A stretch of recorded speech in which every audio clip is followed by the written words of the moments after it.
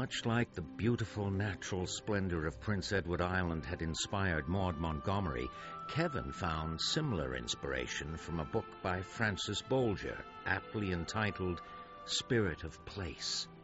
It was a book full of stunning photographs of Prince Edward Island, filled with prose and comments about her experience of living in that environment.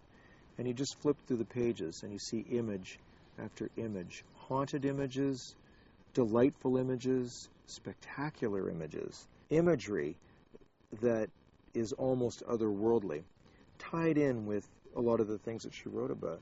And that became a bit of a catalyst for me, because when I began to understand the potential visual impact of what could be staged as a background to the Anne story, and that artistic journey that I was going on, I was able to find inspiration in the visual. That, for me, was how the film was brought to life, out of a literary work and into a movie work.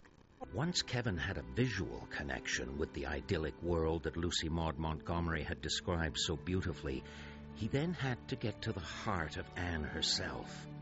But in order to do so, he had to take her to a place that was less than idyllic.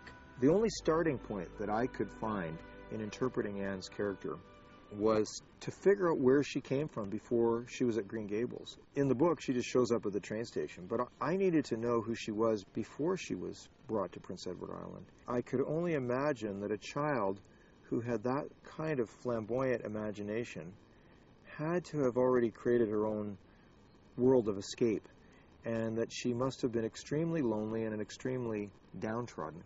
Although it's alluded to in the book, what I try to do is go back several stages in Anne's life and depict a world that had aspects of severity to it and cruelty, and that by the time she reached Prince Edward Island, it was like coming to a dream world. But once Kevin and Joe Wiesenfeld completed the script, the real work began.